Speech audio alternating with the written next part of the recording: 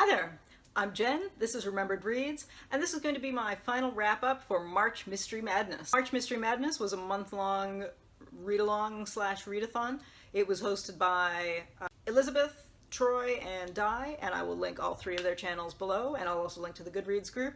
The challenge was to read a bunch of mysteries, and there were also 8 specific challenges plus a bonus challenge. I'll also link below to my wrap-up from the first half. During the second half, I didn't read nearly as many books. I listened to the audiobook version of Sir Arthur Conan Doyle's The Hound of the Baskervilles. Audible had one version of that free.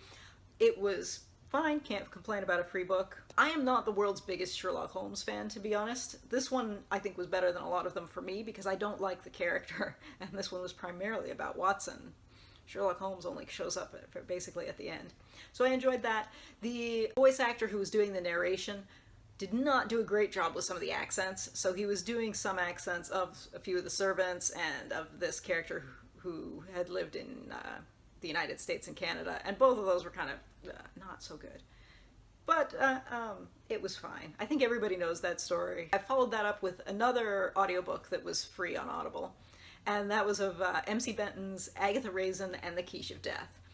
And that was a lot of fun. I think if I'd been reading it, I might have been rolling my eyes at a few points, but the narrator on that one made all the difference. She did great accents, even when the accents were bad. Like at one point she's doing an Australian accent for one of the characters, and it's not the best accent, but she's doing it in a way that is almost self-aware that it's not a good accent, so it was just really funny. So I was thoroughly entertained by that. Another one that I read, one of those big, this is a graphic novel, it's one of the big album types. Beautiful art in this. This is, I should say the name first, this is Dusk, Poor Tom, which is sort of a noir-esque thriller. Really, really lovely art. Yeah, the writing is not spectacular, but yeah, just really beautiful to look at. And all of these Humanoids editions are just beautiful. I love the album types. Gorgeous, gorgeous book. Kind of cliched story, kind of cliched portrait of intellectual disability, but really lovely artwork on it. Also kind of a lukewarm. I pulled off, this was a book I borrowed from my mother. I think I accidentally packed this away with my books when I was visiting my mother. This is one of Exbrat's books from the 70s. This is La Petite Fille à la Fenêtre, which I don't think there's an English translation. It's not one of his best books.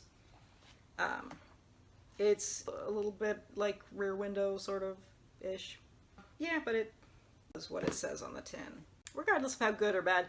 And there was the book that I gave up with, which was Mary Rogers Reinhardt's The Circular Staircase, which I may finish eventually. I just wasn't in the mood for that kind of book right now. So we'll now look at the challenges and whether I get to check those off. So challenge number 1 was read a classic mystery, which is defined as one that is 50 years or older. So I was going to use The Circular Staircase for that, but since I didn't finish it, it will be The Hound of the Baskervilles. Challenge number 2 is a mystery from a series, and I had several that fulfilled that. We had Birds of the Feather from the Macy Dobbs series. We had Agatha Raisin and the Quiche of Death, which is the first in the Agatha Raisin series. We had A Growing Suspicion, which is one of the American Girl mysteries. We had Fatale Death Chases Me, which is the first in the Fatale series. And The Serenity Murders, which is 4th or 5th in the Turkish Delight series. Check mark for that. Question number 3 is an author that is new to you, and I had never read anything by Mehmet Murad Sommer before. Question number 4 is a paranormal or futuristic mystery, and Fatale has 2 parallel stories running through it, one of which has very heavy paranormal elements to it. Challenge number 5 is Kid or Teen Detective, and that's why we've got Rebecca from the American Girl series. Question number 6 is Diverse Character and Location, and The Serenity Murders is about a drag queen in Istanbul, so there you go. Question number 7 is a cozy mystery, and I believe that Agatha Raisin and the Quiche of Death counts for that. Maybe slightly stronger language than some cozy mysteries, but I mean, Quiche of Death, you know that's a cozy mystery. It's set in the Cotswolds. And question number 8 is a true crime or thriller. And all 3 of these are thrillers. So, the bonus is read 8 books, and we have 6 physical books and 2 audiobooks, so that is exactly 8. So, hurrah! So yeah, that was a successful challenge. I had never done one of these before.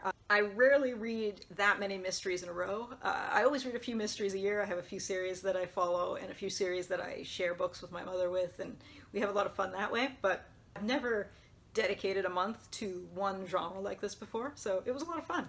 And I'm glad I did it. And thanks to Elizabeth from Lizzie Fay Loves Books, who really encouraged me to take part in this. If you were doing March Mystery Madness, what did you read? Did you enjoy it? Are you more or less taken with mysteries now? Because I think it's going to be a while before I read another one now. Although as I say that, I'm actually looking at my shelf and going, no, I'm not reading this. So we'll see. Anyway, that's it for now. Ciao.